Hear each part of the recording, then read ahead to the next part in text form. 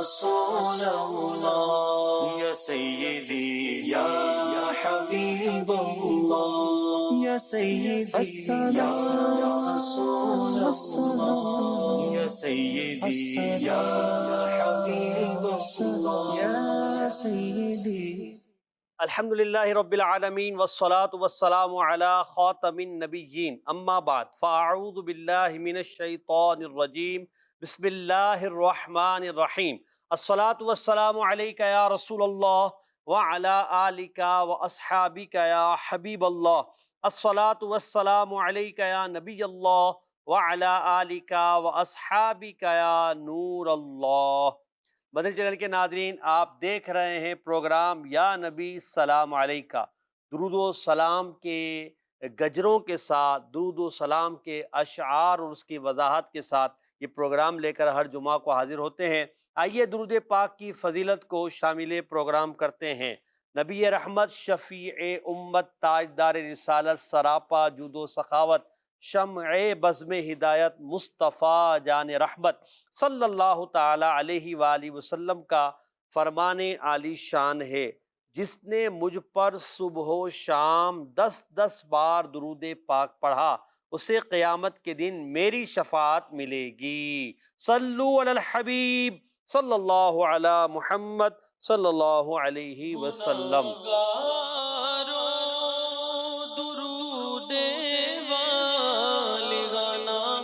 پڑھ کر دیکھو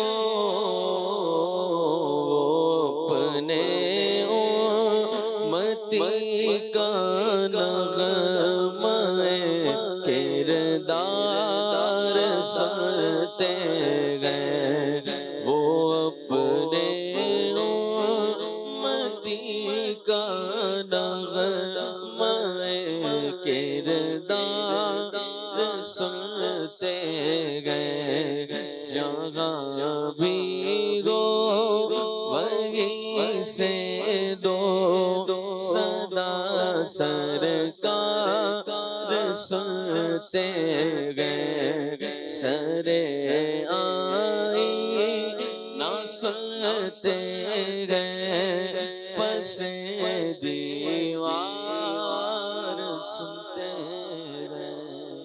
سبحان اللہ، سر آئینہ سنتے ہیں، پس دیوار سنتے ہیں۔ نبی کریم صلی اللہ علیہ وسلم کو اللہ پاک نے یہ شان عطا فرمائی ہے۔ درود پاک کی فضیلت کے بعد آئیے ہم پروگرام میں ہمارے ساتھ جو مبلغین ہیں ان کی طرف بڑھتے ہیں۔ مبلغ دعوت اسلامی محمد فراز اتاری مدنی، مبلغ دعوت اسلامی محمد مدنی رضا اتاری، مبلغ دعوت اسلامی حسان رضا اتاری۔ ہمارے پروگرام کے جو سیگمنٹس ہیں، آئیے ان کو بھی ان کے بارے میں بھی جانتے ہیں۔ فیضان دلائل الخیرات، دلائل الخیرات کا منتخب درود پاک ہے۔ لفظ سے شعر پڑھیں، 6 الفاظ کے ذریعے اشعار پڑھنے ہوتے ہیں۔ پیارے نبی صلی اللہ علیہ وسلم کے پیارے نام، حضور کے مبارک ناموں میں سے ایک نام کا ذکر ہوتا ہے، اور پھر اس نام کے تعلق سے کچھ گفتگو ہوتی ہے۔ سمجھ کر پڑھیں، 4 اشعار کو شامل کیا جاتا ہے، اور کوشش یہ کی جاتی ہے کہ نعت خواہ ان چاروں کے الگ الگ طرزیں پڑھیں اور ان کی وضاحت بھی کی جاتی ہے۔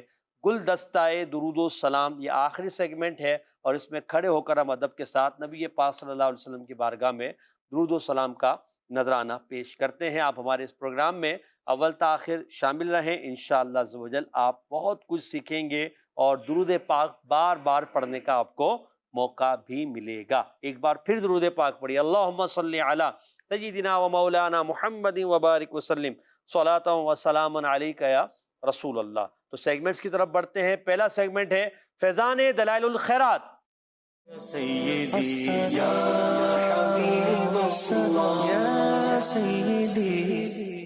اللهم صل على سيدنا محمد النبي الأمي الطاهر المطهر وعلى آله وسلم. اللهم صل على من ختمت به الرسالة وأيدته بالنصر والكوثر والشفاعة. اللهم صل على سيدنا ومولانا محمد النبي الحكم والحكمة السراج الوهاج المخصوص بالخلق العظيم وختم الرسل ذي المعراج وعلى آله وأصحابه وأتباعه السالكين على منهجه القويم. فأعظم اللهم به منهاج نجوم الإسلام ومصابيح الظلام المهتدى بهم في ظلمة ليل الشك الداج صلاة دائمة مستمرة ما تلاطمت في الأبحر الأمواج وطاف بالبيت العتيق من كل فج عميق الحجاج. وأفضل الصلاة والتسليم على سيدنا محمد رسوله الكريم وصفوته من العباد وشفيع الخلائق في الميعاد صاحب المقام المحمود والحوض المورود الناهد بأعباء الرسالة والتبليغ الأعم والمخصوص بشرف السعاية في الصلاح الأعظم. اگر کوئی اپنا بھلا چاہتا ہے، اگر کوئی اپنا بھلا چاہتا ہے، اگر کوئی اپنا بھلا چاہتا ہے، اسے چاہے جس کو خدا چاہتا ہے، اسے چاہے جس کو خدا چاہتا ہے، تو درود ان پہ بھیجو، سلام ان پہ بھیجو، درود ان پہ بھیجو، سلام ان پہ بھیجو، یہی مومنوں سے خدا چاہتا ہے، یہی مومنوں سے خدا چاہتا ہے۔ سبحان اللہ۔ درود ان پہ بھیجو، سلام ان پہ بھیجو۔ ہر وقت نبی کریم صلی اللہ علیہ وسلم پر ہمیں درود و سلام پڑھتے رہنا چاہیے۔ صلو علی الحبیب صلی اللہ علی محمد صلی اللہ علیہ وسلم۔ فراز بھائی کی طرف بڑھتے ہیں۔ فراز بھائی اس درود پاک کا مختصر خلاصہ بیان فرما دیں، پھر انشاءاللہ ایک سوال بھی اس کے تعلق سے آپ سے کروں گا۔ بسم اللہ الرحمن الرحیم۔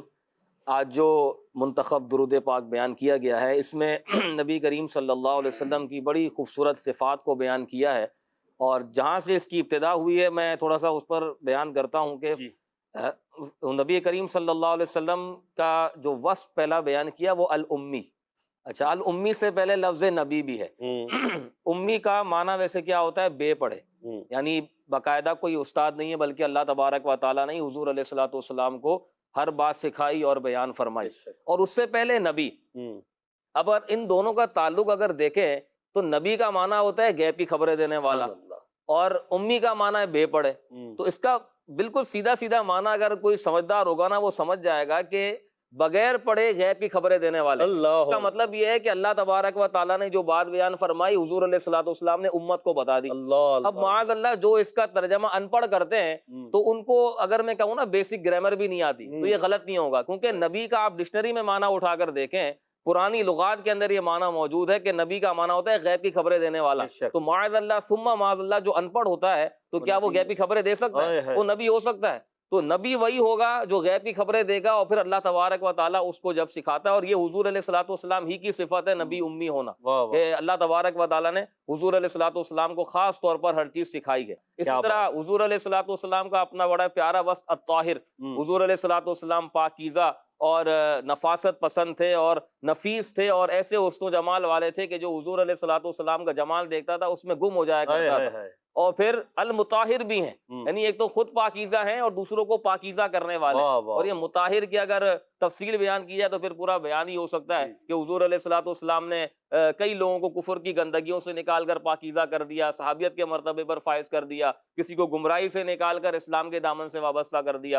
اور پھر جو حضور علیہ الصلوۃ والسلام کو اللہ پاک نے بڑے بڑے انعامات عطا فرمائے، مقام شفاعت عطا فرمایا، کوثر عطا فرمایا، پھر حضور علیہ الصلوۃ والسلام معراج والے ہیں، جیسی معراج حضور علیہ الصلوۃ والسلام کو عطا ہوئی ایسی معراج کسی اور نبی کو عطا نہیں ہوئی، یہ بھی حضور علیہ الصلوۃ والسلام کا ایک خاصہ ہے۔ اور پھر اسی کے اندر حضور علیہ الصلوۃ والسلام کے صحابہ کی بھی تعریف ہوئی کہ وہ بڑی شان والے ہیں، روشن ستارے ہیں، اور پھر حضور علیہ الصلوۃ والسلام پر اسی طریقے سے محبت کے ساتھ درود و سلام بھیجا گیا۔ تو بڑے پیارے پیارے بس۔ اور پھر حضور علیہ الصلوۃ والسلام کا خاتم النبیین ہونا 2 مرتبہ بیان کیا الگ الگ سیغوں کے ساتھ، ایک مرتبہ ختم نبوت کا ذکر کیا اور ایک مرتبہ ختم رسالت کا ذکر کیا۔ تو یہ دونوں اوصاف کو حضور علیہ الصلوۃ والسلام کے بیان کر دیا کہ نبوت میں بھی حضور علیہ الصلوۃ والسلام آخر ہیں کہ حضور کے بعد کوئی نہیں ہے، نبی۔ اور پھر رسول ہونے کے اعتبار سے بھی حضور علیہ الصلوۃ والسلام آخری ہیں، رسول کے اعتبار سے بھی بعد میں کوئی نہیں آ سکتا۔ کیا تو دونوں اعتراضات کہیں یا دونوں جو باتیں ہیں ان کو ایک ہی سمجھ لیں کہ صفحے کے اندر یا چند سیگوں کے اندر بیان جمع کر دیا، ماشاءاللہ کیا بات۔ کے خاص کبریا ہو، مل کے خاص کبریا ہو، مالک ہر ما سوا گو، مالک ہر ما سوا گو، کوئی کیا جانے کہ کیا گو، کوئی کیا جانے کہ کیا گو، کوئی کیا جانے کہ کیا گو، عقل عالم سے برا گو، عقل عالم سے برا گو۔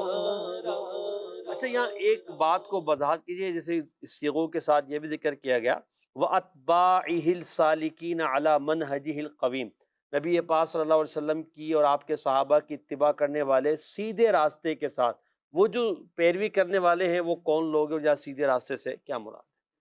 ویسے تھوڑا سیگے کو اگر سمجھیں تو علی منہج القویم، منہج جو ہے نا وہ ایسا راستہ ہوتا ہے کہ جو بعد والوں کے لیے ایک کرائٹیریا اور معیار بن جاتا ہے جی کہ اسی راستے پر چلنا ہے، یہی اس کا معیار ہے اور یہی منہج ہے۔ صحیح، اور قویم کہتے ہیں ایسا سیدھا راستہ کہ جس میں کوئی ٹیڑھا پن نہ ہو، واہ واہ، بالکل سیدھا راستہ کہ جس پر چل کے بندہ دنیا اور آخرت کی کامیابی حاصل کر سکتا کیا ہے۔ بات۔ تو شریعت نے ظاہر ہے کہ اپنے ماننے والوں کو، مسلمانوں کو ایک سیدھا راستہ دیا، اور غیر مسلموں کو بھی کہا کہ سیدھے راستے پر آ جاؤ تاکہ تمہاری دنیا و آخرت سنور جائے۔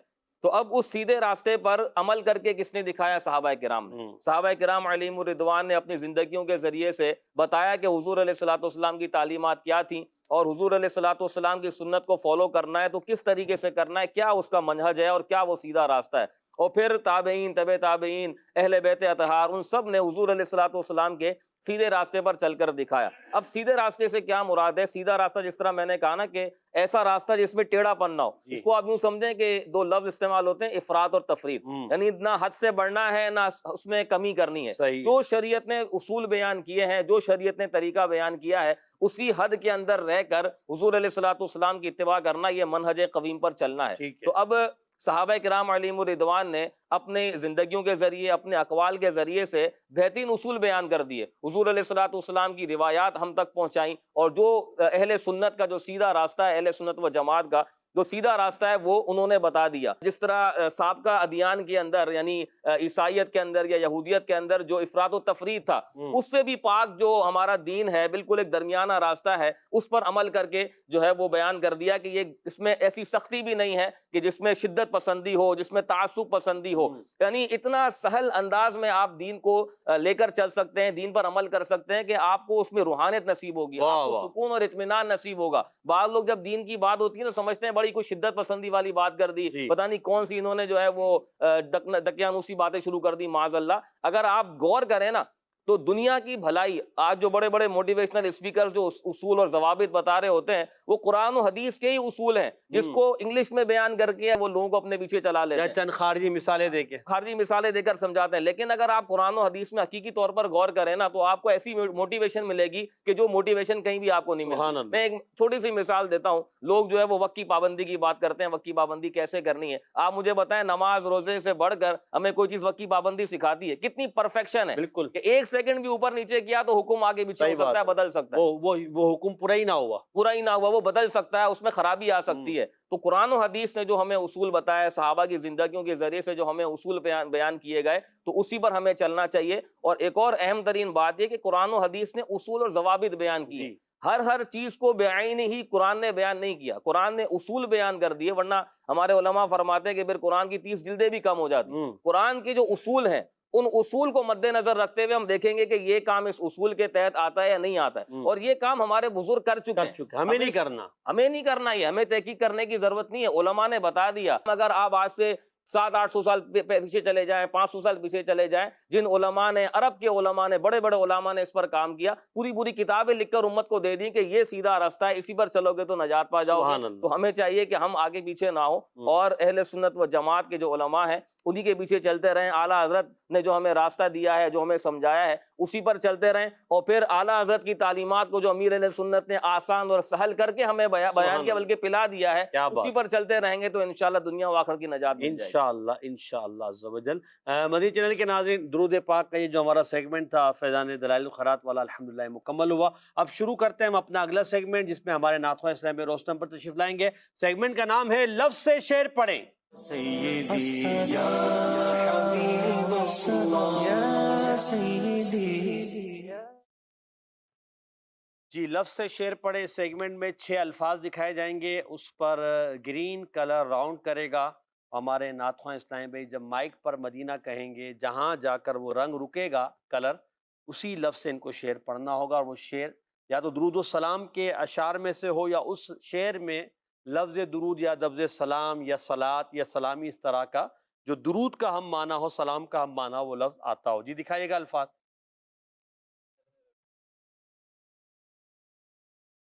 جی پہلے انشاءاللہ ہمارے مدنی رضا بھائی مدینہ بولیں گے مائک پر۔ مدینہ۔ دکھائیے گا۔ قربان، قربان، قربان میں ان کی نسبت پہ مقصد بھی زباں پہ آیا نہیں، بن مانگے دیا اور اتنا دیا، دامن میں ہمارے سمایا نہیں۔ جن و ملائک حور و غلمان سب ہیں ان کے نام پہ قربان۔ جن و ملائک حور و غلمان سب ہیں ان کے نام پہ قربان۔ کون نہیں جو یا محمد صلی اللہ علیہ وسلم۔ بات ہے، کون نہیں جو آئے محمد، اس کا بھی سمجھانا۔ اور یہ پورا جو اوپر ہے جن و ملائک حور و غلما، یہ حور و غلما الگ الگ چیزیں یا ایک ہی چیز کو دو نام ہے، حور اور غلما؟ حور ظاہر ہے کہ ایک الگ مخلوق ہے، جنتی مخلوق ہے۔ غلما جو ہے وہ غلام کی جمع ہے، صحیح ہے۔ تو جنت کے اندر جو خادمین ہوں گے ان کو غلما کہا جاتا ہے۔ تو یہ غلام کی الگ الگ جمع آتی ہیں، تو ایک جمع جو ہے اس کی غلما بھی آتی ہے۔ صحیح ہے۔ تو ویسے خادم کو، جنتی جو خادم ہے ان کو غلما کہا جاتا ہے۔ اور جویائے محمد صلی اللہ علیہ وسلم، جویا کہتے ہیں طالب کو، جو کسی چیز کا طالب ہو اس کو جویا، پھر اس کے آگے نسبت لگا کے جویائے محمد کو، یعنی ہر ایک جو ہے وہ حضور علیہ الصلوۃ والسلام کے نام پر قربان ہے، حضور علیہ الصلوۃ والسلام کا طالب ہے، کہ حضور علیہ الصلوۃ والسلام کی ایک نگاہ کرم ہم پر پڑ جائے تو ہمارا بیڑا پار ہو جائے۔ اور پھر صرف دنیا کی مخلوق نہیں، جنتی مخلوق بھی حضور علیہ الصلوۃ والسلام کے نام پر قربان ہے۔ ایک مجھے روایت یاد آئی کہ حضور علیہ الصلوۃ والسلام جب جنت کا دروازہ کھٹکھٹائیں گے تو ویسے تو وہ ٹرانسپیرنٹ ہے، اندر سے باہر نظر آتا ہے کہ کون ہے، تو پھر بھی جو فرشتہ ہوگا نا وہ پوچھے گا کہ آپ کون؟ اللہ تو حضور علیہ الصلوۃ والسلام فرمائیں گے میں محمد صلی اللہ علیہ وسلم۔ تو علامہ عبدالرؤف مناوی رحمۃ اللہ علیہ فرماتے ہیں کہ جب فرشتے کو پتا تھا تو پھر پوچھا کیوں؟ تو پھر خود جواب ارشاد فرماتے ہیں کہ اصل میں نام محمد تو سنا ہوا تھا، کیا بات، لیکن حضور علیہ الصلوۃ والسلام اپنا نام اپنی زبان سے جب ادا کریں گے تو اس کا مزہ ہی کچھ اور ہوگا۔ سبحان تو اللہ، فرشتہ جو ہے وہ حضور کی زبان سے حضور کا نام محمد سننا چاہتا تھا، اس وجہ سے وہ پوچھے گا کہ آپ کون؟ کیا یہ بات، حضور علیہ الصلوۃ والسلام پر قربان ہی تو ہیں، جو حضور کا معلوم ہونے کے باوجود بھی حضور سے نام پوچھ رہے ہیں۔ یہ فرشتے، غلما، حور سب حضور کے نام پر قربان ہیں۔ اللہ کرے ہمیں بھی حضور سے پکی سچی محبت نصیب ہو جائے اور حضور کے نام پر ہم بھی قربان ہوں۔ نام محمد کی برکت ہمیں دنیا میں بھی ملے، آخرت بھی ملے۔ آنکھوں کا تارا نام محمد، دل کا اجالا نام محمد، یہ نبی کریم صلی اللہ علیہ وسلم کا مبارک نام ہی ہے جو ہمارے لیے راحت کا سامان ہے۔ ماشاءاللہ درود شعر بھی پڑھا اور بہترین الحمدللہ اس کی وضاحت ہوئی۔ اب دوبارہ الفاظ دکھائیے گا، حسان بھائی مدینہ کہہ کر اپنے لفظ کا انتخاب کریں گے۔ مدینہ۔ التجا، ایسا شعر پڑھنا جس میں لفظ آتا ہے التجا۔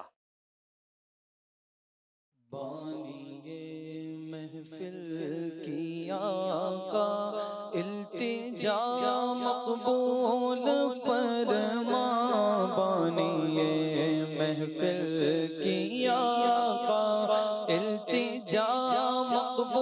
قبول فرما پوری ہو ہر ایک تمنا صلوات اللہ علیکہ یا نبی سلام علیکہ یا رسول سلام علیکہ یا حبیب سلام علیکہ صلوات اللہ علیکہ۔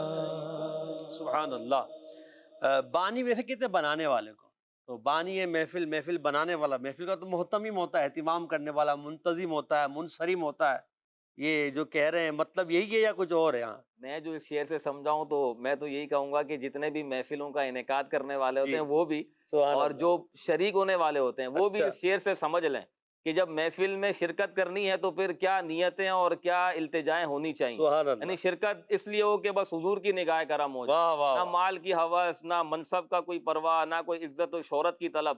حضور کی محفل میں آئیں تو پھر حضور کی طلب ہونی چاہیے۔ ابھی اس سے پہلے ہم نے شعر پڑھا نا جویا ہے محمد، تو ہمیں بھی وہاں پر حضور علیہ الصلوۃ والسلام کا طالب دیدار اور حضور کی توجہ کے حصول کی نیت سے بیٹھنا چاہیے کہ حضور جو ہم پر توجہ فرما دیں، ہمارا بیڑا پار ہو جائے۔ تو ہو سکتا ہے مراد یہی سمجھ میں آتی ہے کہ جو بانی محفل ہے وہ حضور علیہ الصلوۃ والسلام کی بارگاہ میں التجائیں کر رہے ہیں کہ یا رسول اللہ ہماری یہ التجائیں ہیں، یہ ہماری پریشانیاں ہیں، یہ ان چیزوں کے ہم طالب ہیں، حضور ہم پر توجہ فرمائیں کہ حضور دنیا کی بھی نعمتیں عطا فرماتے ہیں، آخرت کی بھی نعمتیں عطا فرماتے ہیں۔ تو جو بھی محفل کی کا انعقاد کرتے ہیں، محفل سجاتے ہیں، تو ان کو چاہیے کہ اس طرح کی نیتیں رکھیں گے تو انشاءاللہ حضور خاص طور پر کرم فرمائیں گے۔ سبحان اللہ۔ یعنی جو آپ نے بات کہی کہ ہم محفل میں جائیں، نعت خوانی میں جائیں، اجتماع میں جائیں، محفل معراج، شب برات، میلاد، جو بھی ہو، درود خوانی کی محفل ہو، نیت ہماری نبی پاک کی توجہ حاصل کرنے کی۔ تو اگر یہ خاص نیت ہوگی تو جو دنیاوی مفاد ہے یا دنیا جو فوائد ہیں وہ تو حاصل ہونے ہی ہونے ہیں، مگر اصل نیت جب نبی کریم صلی اللہ علیہ وسلم کی توجہ کی ہوگی اور حضور کی توجہ پڑ گئی تو انشاءاللہ عز و جل اس محفل کی روحانیت، اس کی علاوات، برکتیں سب انشاءاللہ عز و جل آپ کو مل جائے گی ایک نبی کریم صلی اللہ علیہ وسلم کی مبارک نگاہ سے۔ چلیں جی، اب تیسرا راؤنڈ ہے، ہمارے مدنی رضا بھائی کو دکھائیے گا الفاظ جی۔ مدینہ خستہ و نزار، خستہ و نزار۔ عرض کرتا ہے یا رسول اللہ، عرض کرتا ہے یا رسول اللہ، کافی خستہ نزار سلام۔ کافی یہ تخلص ہے نا ان کا، جن کا انہوں نے نعت لکھی ہے تو ان کے حوالے سے ہے۔ تو اب یہ خستہ و نزار کا مطلب سمجھا دیں، باقی تو اوپر والا تو آسانی ہے۔ خستہ اور نزار جو ہے وہ تقریباً قریب معنی ہی ہے، اس کا کمزور کو کہتے ہیں، مطلب ویسے کمزور ہی اس کا معنی آتا ہے۔ تو میں اس پر تھوڑا سا میں نے غور کیا تو میں یہ سوچ رہا تھا کہ ظاہر ہے کہ شاعر اپنی عاجزی کرتے ہوئے اپنی حالت کو بیان کر رہے ہیں، تو یہاں پر جو عرض کرنے والا ہے وہ مراد ہے کہ یا رسول اللہ میں خستہ و نزار یعنی میں ہوں، کافی یا میں محسن یا میں فراز، میں خستہ و نزار ہوں، میرے الفاظ کے اندر وہ اخلاص نہیں ہے، وہ روانی نہیں ہے۔ یا رسول اللہ بس درود آپ پر جو بھیجا جا رہا ہے وہ درود تو بڑا بابرکت ہے نا، یا رسول اللہ آپ قبول فرما لیجیے۔ اس طرح وہ امیر سنت نے بھی غالباً ایک حکایت رفیق الحرمین میں لکھی ہے کہ ایک خاتون جو تھیں وہ بڑے اچھے اچھے سیگے کے ساتھ حضور علیہ الصلوۃ والسلام کی بارگاہ میں سلام عرض کر رہی تھیں، روزہ انور پر حاضر ہو کر۔ تو ایک بوڑھی اماں آئیں، انہوں نے جو بھی ٹوٹے پھوٹے الفاظ تھے، وہ حضور تو ظاہر ہے کہ اخلاص دیکھتے ہیں نا، دل کی نیت دیکھتے ہیں، تو انہوں نے ٹوٹے پھوٹے الفاظ کے ساتھ حضور کی بارگاہ میں سلام عرض کیا اور ساتھ میں یہ بھی عرض کیا کہ یا رسول اللہ یہ اتنے اچھے انداز میں سلام عرض کر رہی ہے، مجھے وہ نہیں آتا، بس جو مجھ سے ادا ہو رہا ہے آپ قبول فرما رہے ہیں۔ رات کو حضور علیہ الصلوۃ والسلام نے ان کو اپنا دیدار کروایا اور ارشاد فرمایا کہ ہم نے سب سے پہلے تمہارا ہی سلام قبول کیا۔ اللہ اللہ اللہ۔ وہاں پر الفاظ کی روانی نہیں دیکھی جاتی، وہاں دل کے اخلاص دیکھے جاتے ہیں۔ تو ہمارا الفاظ جو نا وہ خستہ ہیں، ہم کمزور ہیں، لیکن یا رسول اللہ آپ ہم پر کرم فرما دے تو یہ بھی قبول ہی قبول۔ سبحان اللہ سبحان اللہ۔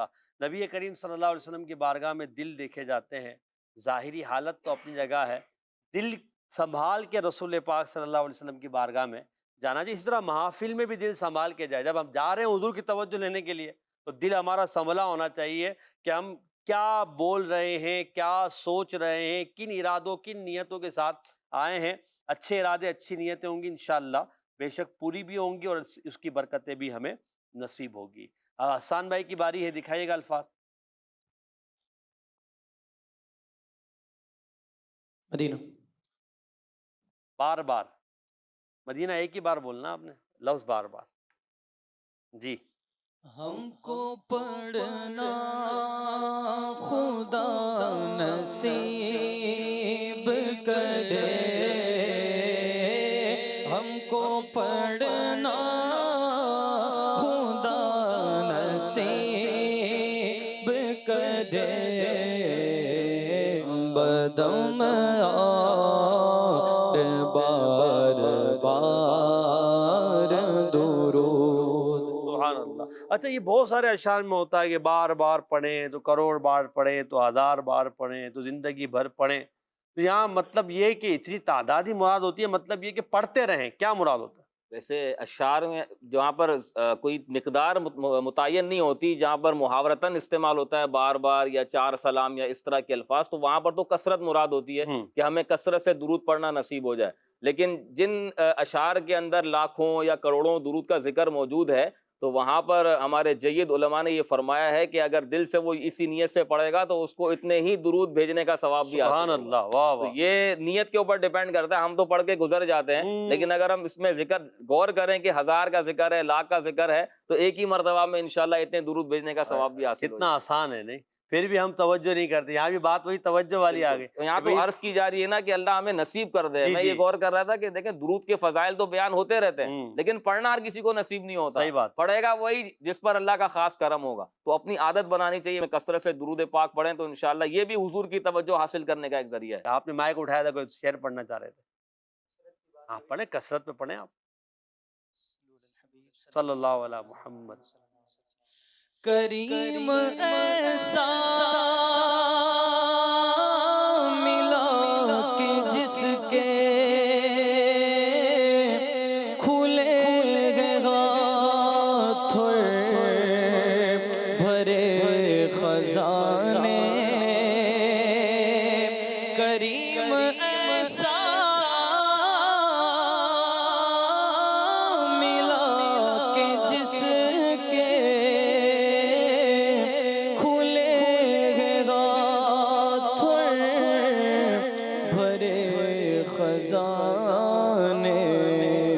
بتاؤ اے مفلسوں کے پھر کیوں تمہارا دل تیرا رب میں ہے.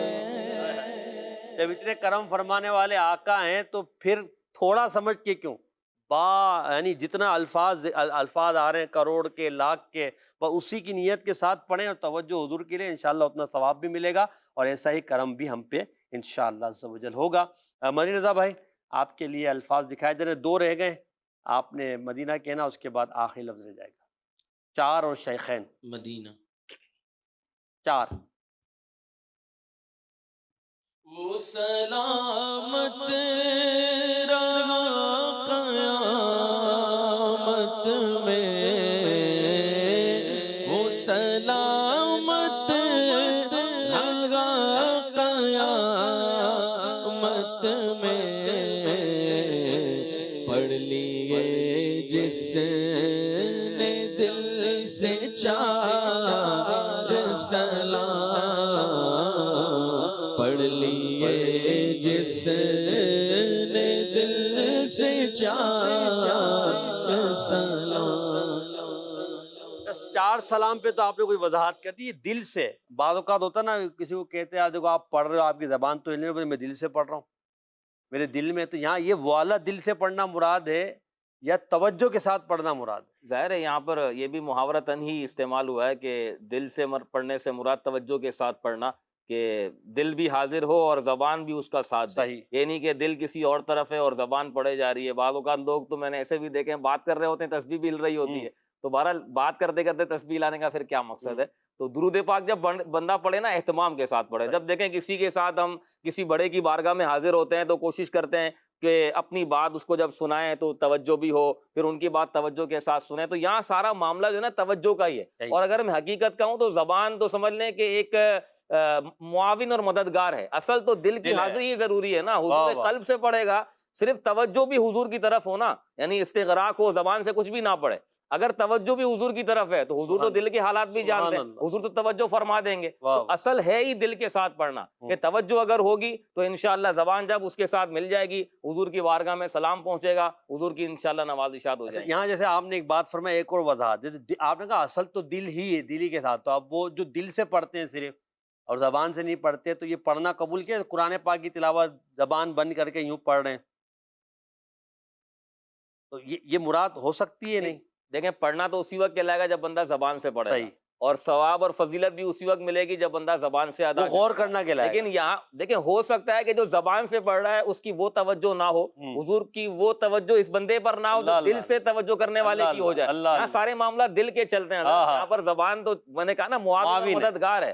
اصل تو دل کی ساری کہانی ہے. دل اگر جڑ جاتے ہیں تو آپ کو پتا ہے سب کچھ جڑ جاتا ہے. تو اگر دل حضور کی بارگاہ میں حاضر، آپ نے اشعار دیکھے نا اعلی حضرت وغیرہ کے، کہ دل جو ہے وہ حضور کی بارگاہ میں حاضر ہے. تو یہ جب دل وہاں حاضر ہوتا ہے نا تو پھر حضور قلبی نصیب ہو جاتا ہے. بات واہ واہ. ان کی محفل کے آداب کچھ اور ہے، لب کشائی کی جرت مناسب نہیں. ان کی محفل کے آداب کچھ اور ہے، لب کشائی کی جرت مناسب نہیں. ان کے دربار میں التجا کے لیے جنبش لب نہیں، چشم تر چاہیے.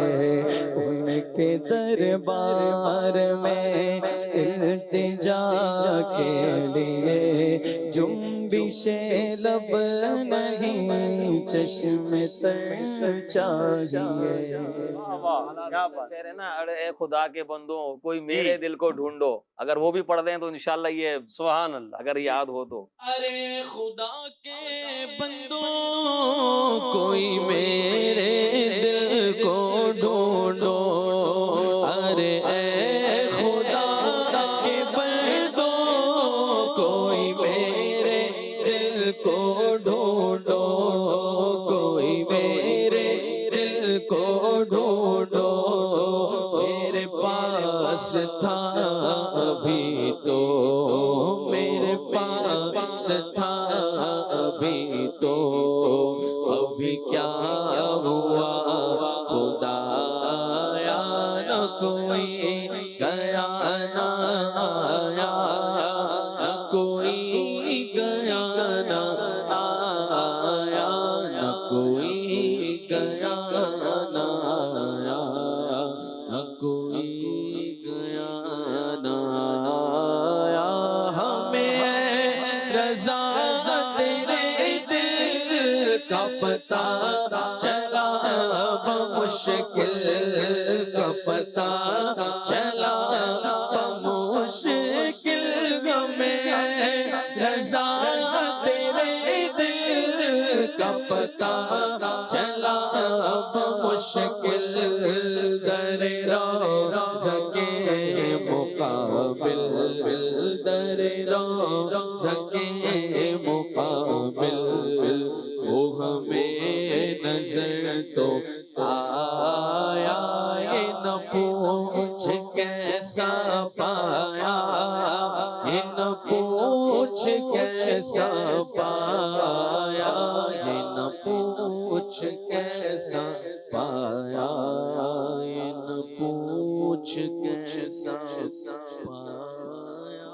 یہ نہ پوچھ کیسا پایا. سبحان اللہ. اب آخری لفظ رہ گیا شیخین. جی یہی ہے. حسان بھائی آپ کا نمبر ہے. شیخین. آمینہ کے دلارے کو پہلے بادشاہین کو بھی تو کہلے، پھر بقیع مبارک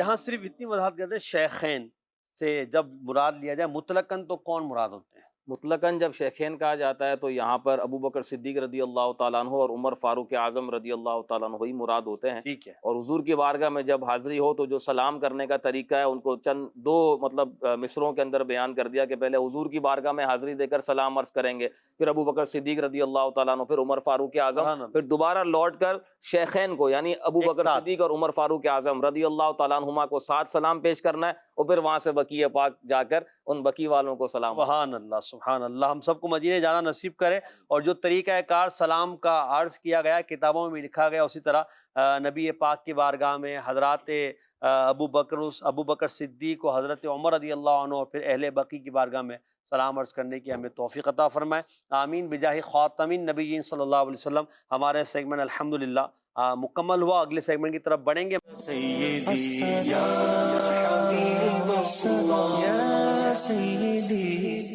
پیارے نبی صلی اللہ علیہ وسلم کے پیارے نام کے لیے جو حروف آپ دکھائیں گے آج وہ دکھائیے. فراز بھائی تیار ہیں؟ جی حضور. حمزہ آخر کا لفظ دکھا دیا ہے، اب آ کے آپ نے پورا کرنا ہے. الف آتا ہے اس میں؟ الف جی آتا ہے یا نہیں لگائیے گا. آتا ہے، دو جگہ آتا ہے الف، انہوں نے لگا دیا ہے. آگے چلیے. لام آتا ہے؟ لام بھی آتا ہے الف کے ساتھ. لام کمپلسری ہے، وہ بھی آ جائے گا. پہلے والے الف کے ساتھ لام آ گیا. واو آتا ہے؟ واو نہیں آتا، یہ غلطی ہو گئی آپ سے. را آتا ہے؟ را آتا ہے. یا نہیں آتا، دوسری غلطی ہوئی ہے. با آتا ہے؟ جی با آتا ہے. لگائیے گا با. دو مرتبہ با آتا ہے. ہا؟ ہا بھی آتا ہے، ڈنڈی والا ہا. میم؟ میم بھی آتا ہے. اب غلطی نہیں کریں گے، آپ پہنچ گئے. پہلی دو غلطیاں ہو گئیں. قوف؟ قوف اصل میں یہ مرکب دو جگہ کا تھا تو قوف اپنی مرضی سے فا لگا دیا تو وہ بھی قبول ہے. وہ فا بھی لگا دیں بھائی، لگا دیا تھا انہوں نے. فا لگا دیجئے، فا اور قوف. اب یہ لکھا ہوا دکھائیے گا. نبی پاک کا جو مبارک اسم ہے، ویسے یہ مرکب بڑا ہے مگر اس کو ہم نے شارٹ کیا ہے. یہ بھی نبی پاک کا ایک مبارک وصف بن سکتا ہے. پڑھیے گا ضرور. محب الفقراء، فقراء سے محبت فرمانے والے. نبی پاک صلی اللہ علیہ وسلم کے اوصاف جو ہیں، یقیناً آپ صلی اللہ علیہ وسلم کی سیرت مبارکہ میں اس طرح کے واقعات موجود ہیں. محب الفقراء، خود رسول پاک نے فقر کو اختیار فرمایا اور غربت اور غریبی کو اور غریبوں کے بڑے فضائل بھی بیان فرمائے. تو حضور محب الفقراء آپ کی اسوہ حسنہ سے کچھ اس کے بارے میں ذکر فرمائیں. بالکل. حضور علیہ الصلوۃ والسلام تو فقراء کے ساتھ رہنا اور فقہاء کے ساتھ بیٹھنا پسند فرمایا کرتے تھے، اور امت کی تعلیم بھی یہی، حضور علیہ الصلوۃ والسلام نے امت کو تعلیم دی کہ فقراء کے ساتھ محبت کی جائے. اچھا یہاں فقراء کو تھوڑا سمجھنا ہوگا، وہ ہمارے جو پیشہ وران فقیر ہوتے ہیں وہ مراد نہیں ہوتی ہے اس جگہ پر. یہاں پر فقراء وہی ہوتے ہیں کہ جو تنگ دست ہیں، غریب الحال ہیں، یا جن کے پاس معاشی مسائل ہیں، ضرورت مند ہیں، محتاج ہیں. تو وہ جو واقعی حقیقی طور پر جن کو شریعت فقیر کہتی ہے، فقیر کی جمع فقراء ہے، تو جن کو شریعت نے فقراء، مساکین، یتامہ کہا، تو حضور علیہ الصلوۃ والسلام ان سے محبت فرمانے والے تھے، اور امت کو بھی یہی تعلیم دی کہ ان کے ساتھ اچھے انداز میں جو ہے وہ ان کا سلوک کیا جائے. صحیح. تو یہاں پر ترمذی شریف کی ایک حدیث پاک بھی ہے کہ ویسے فقراء اور مساکین دو لفظ ہمارے یہاں استعمال ہوتے ہیں. اچھا مسکین کا ایک معنی یہی ہوتا ہے ضرورت مند والا، اور ایک مسکین کا معنی جو ہے وہ عاجزی کرنے والا بھی ہوتا ہے. تو حضور علیہ الصلوۃ والسلام محب الفقراء بھی تھے، محب المساکین بھی تھے. مساکین سے بھی حضور علیہ الصلوۃ والسلام محبت کیا کرتے، دونوں کا قریب قریب معنی ہے. تو حضور علیہ الصلوۃ والسلام کی باقاعدہ دعا منقول ہے کہ حضور نے فرمایا اللہم احیینی مسکینہ، یا اللہ مجھے مسکین زندہ رکھ، واmitنی مسکینہ، اور مجھے مسکین ہونے کی حالت میں وفات دے، اور وحشرنی فی زمرۃ المساکین یوم القیامہ، اور قیامت کے دن مجھے مسکینوں کے زمرے میں اٹھا میرا حشر صحیح، فرما۔ صحیح۔ اچھا یہاں پر علامہ علی قاری رحمۃ اللہ علیہ نے کہا کہ حضور علیہ الصلوۃ والسلام نے لفظ فقیر استعمال نہیں کیا، کیونکہ فقیر سے پھر وہ محتاجی کی طرف جو ہے وہ توجہ جا سکتی تھی۔ تو یہاں پر پھر مسکین کا معنی کیا ہے؟ تو ایک تو وہ مسکین جو عام طور پر مطلب ضرورت مند ہوتے ہیں وہ بھی، اور جو عاجزی کرنے والے لوگ ہوتے ہیں ان کو بھی مسکین کہا جاتا ہے، تو حضور ان سے بھی محبت فرمانے والے تھے۔ تو یہاں مسکین یعنی نبی پاک صلی اللہ علیہ وسلم نے اپنے لیے ذکر فرمایا۔ جب آپ نے کہا نا مسکین کا ایک معنی جو ہے وہ عاجزی کرنے والا، جو ہم کہتے ہیں بندہ ہے مسکین، جی تو وہاں مراد پھر وہ غریب نہیں ہوتا، جی۔ فقیر نہیں ہوتا، مطلب یہ کہ بڑا جو ہے وہ عاجز بندہ، یہ مراد ہوتا ہے۔ اب وہ بھی کہنے والا جب کہے گا لیکن اپنے حساب سے صحیح کہہ رہا ہوگا۔ اللہ اللہ تیرا دربار رسول عربی، اللہ اللہ تیرا دربار رسول عربی، تیرا دربار کرم بار رسول عربی، تیرا دربار، تیرا دربار، تیرا دربار کرم بار رسول عربی، کل خدائی کے گو مختار رسول عربی، تم خود خدائی کے گو مختار رسول عربی، تم رسولوں کے بھی سردار رسول عربی، تم رسولوں بھی سردار رسول عربی۔ آئیے اب اپنے اگلے سیگمنٹ کی طرف بڑھتے ہیں، سمجھ کر پڑھیں۔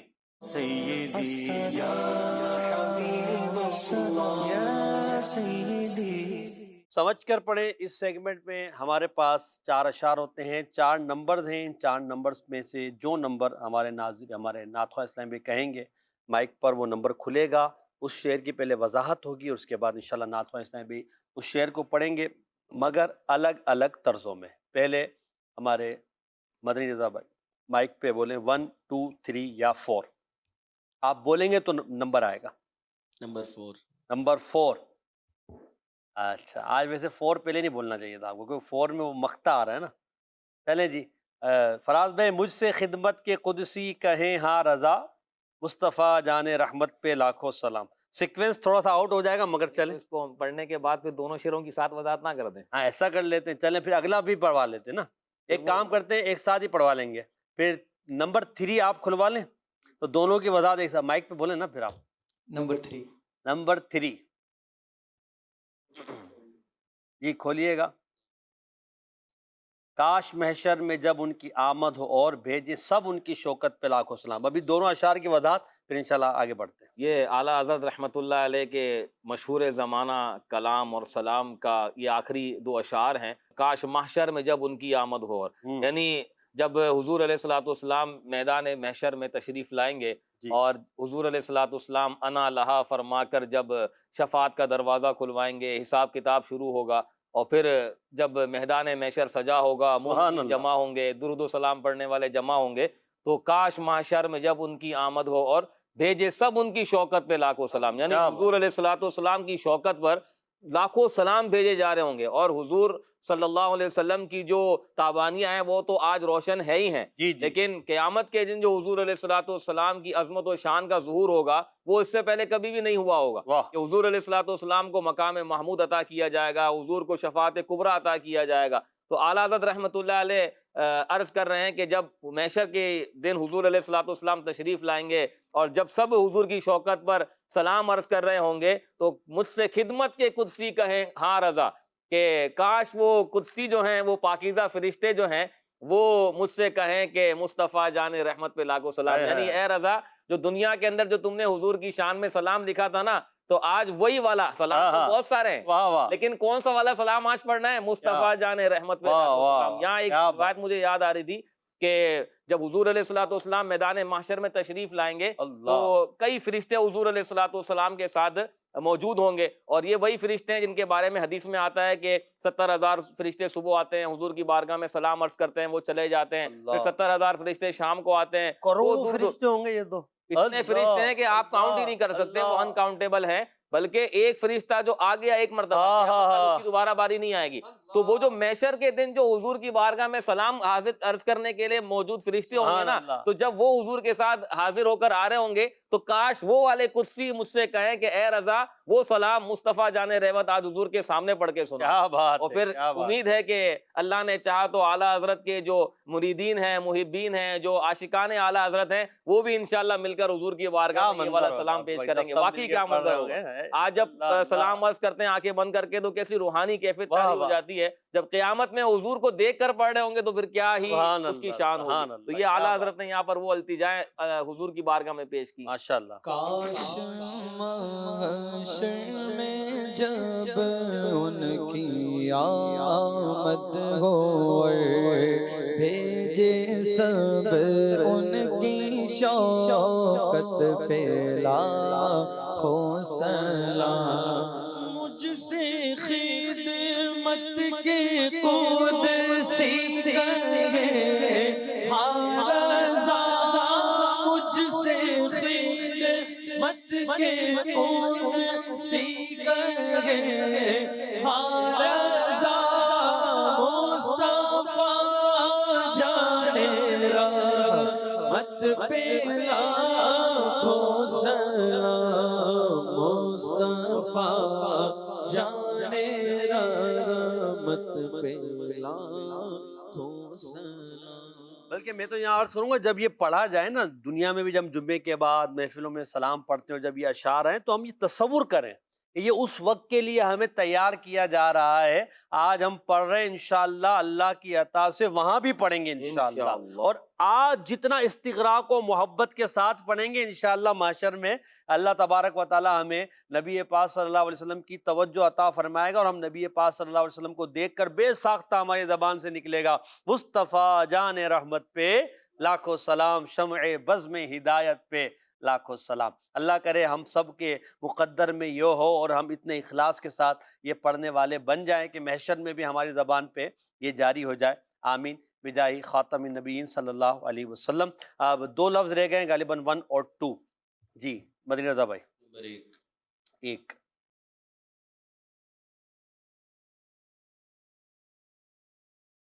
جس کی ممبر ہوئی گردن اولیاء، اس قدم کی کرامت پہ لاکھوں سلام۔ اچھا یہاں ایک بات ابھی وضاحت تو آپ کریں گے، ممبر بنی بھی پڑھتے ہیں، یہاں ممبر ہوئی جو شرح ہدایت کے بخشش میں ممبر ہوئی، تو اب اس شعر کی وضاحت فرما دیں تو نعت خواہ بھی اس کو صحیح کر لیں، ممبر بنی، جس کا ممبر بنا، یہ بھی بولتے ہیں بعض اوقات، جس کا ممبر وہ کافی استعمال ہے، اس طرح مستعمل ہے۔ چلیں۔ تو بہرحال یہاں پر فرمایا حضور غوث پاک رحمۃ اللہ تعالی علیہ کی شان اور عظمت کو بیان کیا جا رہا ہے کہ جو گردن اولیاء ہے وہ حضور غوث پاک رحمۃ اللہ علیہ کی تو ممبر ہے، یعنی ممبر کا مطلب یہ ہوتا ہے جس پر بیٹھ کر خطیب بیان کرتا ہے، جس پر جو ہے وہ تشریف فرما ہو کر کچھ بیان کیا جاتا ہے۔ تو گردن اولیاء جو ہے یعنی حضور غوث پاک رحمۃ اللہ تعالی علیہ کے جو جتنے بھی ماتحت اولیاء کہہ لیں، یا جس طرح بعض شارحین نے یا فتاویٰ کے اندر موجود ہے کہ چند کے علاوہ تمام سے حضور غوث پاک رحمۃ اللہ تعالی علیہ افضل ہیں تمام اولیاء سے، یعنی صحابہ اس میں شامل نہیں ہیں، صحابہ کے بعد تابعین میں چند کے علاوہ تمام سے حضور غوث پاک رحمۃ اللہ تعالی علیہ افضل ہیں۔ تو یہ معنی تھوڑا سا پیش نظر رکھنا چاہیے۔ تو اس معنی کے اعتبار سے جتنے بھی اولیاء کرام ہیں ان کی جو گردنیں ہیں وہ حضور غوث پاک رحمۃ اللہ علیہ کا ممبر ہے، کہ وہ جو حضور غوث پاک رحمۃ اللہ علیہ کا فرمان ہے نا کہ میرا یہ قدم ہر ولی اللہ کی گردن پر ہے، تو یہ اسی طرف اشارہ ہے کہ اس قدم کی کرامت پر لاکھوں سلام کہ حضور غوث پاک رحمۃ اللہ علیہ کا قدم جو ہے وہ کیسی شان والا ہوگا کہ اللہ تبارک و تعالیٰ نے حضور غوث پاک کو یہ مقام دیا کہ آپ نے یہ اعلان کیا کہ میرا یہ جو قدم ہے یہ تمام اولیاء کی گردنوں پر ہے۔ حضرت جنید بغدادی رحمۃ اللہ علیہ کا واقعہ ملتا ہے کہ ایک مرتبہ آپ عالم استغراق میں تھے، تو مطلب اپنی کیفیت میں نہیں تھے، تو آپ جو ہے وہ یہ بار بار یہ الفاظ کہہ رہے تھے کہ میری گردن پر بھی، میری گردن پر بھی۔ جب آپ اپنی نارمل حالت میں آئے تو شاگردوں نے پوچھا حضور آپ کیا فرما رہے تھے؟ تو جنید بغدادی رحمۃ اللہ علیہ نے فرمایا کہ ایک ولی آئے گا کہ جو اس طرح کا اعلان کرے گا کہ میرا یہ قدم ہر ولی اللہ کی گردن پر ہے، تو آج مجھ پر ایسی حالت تاری ہوئی کہ میں نے آج ہی عرض کر دیا کہ میری گردن پر بھی آپ کا قدم ہے، میری گردن پر بھی آپ کا قدم ہے۔ حالانکہ آپ یہ جو ہے غوث پاک سے پہلے بہت پہلے کے، جی ہاں، تو یہ غوث پاک کی فضیلت ہے، یہ حضور غوث پاک کو اللہ تبارک و تعالیٰ نے مقام عطا فرمایا، اور یہ بھی بزرگوں نے لکھا ہے کہ جو حضور غوث پاک رحمۃ اللہ علیہ نے جو اعلان کیا تھا یہ اللہ کے مطلب اذن اور اجازت سے کیا تھا، اللہ کی عطا کردہ توفیق سے کیا تھا، اللہ نے دل میں القاء کیا تو آپ نے یہ اعلان کیا، اور اللہ پاک نے آپ کو یہ مقام و مرتبہ عطا فرمایا۔ اور اس فضیلت کا مطلب جو عاشق رسول اور سمجھدار ہوگا تو وہ تو اس کا جو ہے وہ ظاہر ہے کہ اس کو سمجھتا ہے، باقی جو منکر ہے ظاہر ہے کہ اس کے دل ہی اگر سیاہ ہوئے میں تو اس کو کون سمجھائے پھر گا۔ وہ اس کا بھلے برا معنی لیتا رہے، لوگوں کو پریشان بھی کرتا رہے، تو متکبرانہ جملہ ہے، اور ایسا کہنے والا تو ولی ہو ہی نہیں سکتا، اور اس طرح کی بات۔ تو اولیاء اللہ تو جب لازمی بات ہے، جب ایک ایسی بات کہی جا رہی ہے جو ایک عام حالت کے علاوہ ہے، تو یہ واضح سی ہے کہ یہ خود نہیں کہہ رہے، بلکہ ان کو اللہ تبارک تعالیٰ کی طرف سے حکم دیا گیا ہے، تبھی انہوں نے کہا ہے۔ تو اس کو تکبر کی طرف لے جانا اور دوسروں کو حقیر جاننا، اب وہ تکبر کی تعریف سمجھانے بیٹھ جاتے ہیں لوگ بعض اوقات، یہ تو دیکھو دوسرے ولیوں کو معاذ اللہ حقیر سمجھ لیا۔ یہاں مراد معاذ اللہ ایسا کچھ بھی نہیں ہے، بلکہ جیسا فراز بھائی نے فرمایا کہ اللہ پاک کی اذن و اجازت سے آپ نے ایسا کیا ہے، تو اب یعنی نہ تکبر نہ، بلکہ جو مقام آپ کو دیا گیا آپ نے اس کا اظہار کیا کہ اللہ نے مجھے مقام دیا کہ مجھے تمام اولیاء کا اللہ پاک نے سردار بنایا ہے، اور یہی غوث پاک رضی اللہ تعالیٰ عنہ کے ارشاد کا مطلب ہے۔ جی جس کی منبر ہوئی گردن اولیاء، جس کی منبر ہوئی گردن اولیاء، اس قدم کی کرامت پہ لاکھوں سلام، اس قدم کی کرامت پہ لاکھوں سلام۔ ماشاء اللہ۔ اب نمبر 2 رہ گیا ہے، جی نمبر 2 کھولیے۔ وہ چکا چک ہے، خنجر سے آتی صدا، مصطفیٰ تیری سہولت پہ لاکھوں سلام۔ اس کا مطلب یہ کہ جو تلوار اور خنجر سے جو آواز نکلتی ہے نا چکا چک کی، اس کو چکا چک ٹکراتے ہیں جب، ٹکراتی ہے، تو وہ چکا چک خنجر سے آتی صدا، جب خنجر نکلتے تھے اور وہ جب میدان جنگ کے اندر جب وہ دشمنوں پر پڑتے تھے تو پھر جو صدا نکلتی تھی نا وہ چکا چک کی ہوتی تھی۔ اور پھر اگلے مصرعے میں حضور علیہ الصلوۃ والسلام کے روب اور دبدبے پر جو ہے وہ سلام جو ہے وہ عرض کیا کہ مصطفیٰ تیری سہولت پہ لاکھوں سلام۔ تو سہولت جو ہے وہ روب اور دبدبے کو کہتے ہیں، اور حضور کا روب اور دبدبہ کیسا تھا؟ حدیث پاک میں حضور علیہ الصلوۃ والسلام نے خود فرمایا نصرت بالرعب، کہ میری جو ہے وہ روب کے ذریعے سے مدد کی گئی ہے۔ اور کیسی مدد کی گئی ہے؟ ایک حدیث پاک میں الفاظ ہیں مسیرۃ شہر، کہ ایک مہینے کی مسافت کے یعنی ایک مہینے کے ڈسٹینس سے روب کے ذریعے سے میری مدد کی گئی ہے، کہ دشمن جو ہے وہ ایک مہینے کے فاصلے پر ہوتا تھا تو وہ حضور علیہ الصلوۃ والسلام کا روب اس پر طاری ہو جایا کرتا تھا۔ ایک روایت میں نے پڑھی تو بڑی چونکا دینے والی روایت تھی، حضرت عمر بن عاص رضی اللہ تعالیٰ عنہ، ان کا جب وصال کا وقت آیا نا تو ان کے بیٹے نے ان سے کچھ سوالات کیے، تو انہوں نے حضور علیہ الصلوۃ والسلام کے چند اوصاف بیان کیے، اور پھر کہنے لگے کہ حضور علیہ الصلوۃ والسلام کا اگر مجھ سے حلیہ بیان پوچھا جائے نا تو میں حضور کا حلیہ بیان نہیں کر سکوں گا، اس لیے کہ میں نے حضور علیہ الصلوۃ والسلام کو کبھی آنکھ بھر کے دیکھا ہی نہیں ہے حضور کے روب کی وجہ سے۔ جہاں وہ صحابہ کرام جنہوں نے تفصیل کے ساتھ حضور کے حلیے کو بیان کیا، وہاں پر یہ صحابی بھی موجود ہیں جو کہتے ہیں کہ میں نے کبھی اس طرح حضور کو دیکھا ہی نہیں کہ میں حضور کا حلیہ آپ کے سامنے بیان کر سکوں، یہ حضور کے روب اور دبدبے کی وجہ سے اور حضور کے حسن و جمال کی وجہ سے۔ وہ چکا چاک خنجر سے آتی صدا، وہ چکا چاک خنجر سے آتی صدا، مصطفیٰ تیری سہولت پہ لاکھوں سلام، مصطفیٰ تیری سہولت پہ لاکھوں سلام. ماشاء اللہ. آئیے گلدستہ درود و سلام میں شامل. سیدی یا حبیب اللہ یا سیدی یا نبی سلام علیکہ یا رسول سلام علیکہ یا حبیب سلام علیکہ صلوات اللہ علیکہ از تو فیل غوث اعظم گنج بخش فیض عالم صدقہ امام اعظم دور ہو سب ہی کے رنج و غم یا حبیبی یا رسول اللہ یا نبی سلام علیکہ یا رسول سلام علیکہ یا حبیب سلام علیکہ صلوات اللہ علیکہ. صلو علی الحبیب صلی اللہ علی محمد صلی اللہ علیہ وسلم. یا رسول اللہ یا سیدی یا حبیب اللہ یا سیدی یا رسول اللہ یا سیدی یا حبیب اللہ یا سیدی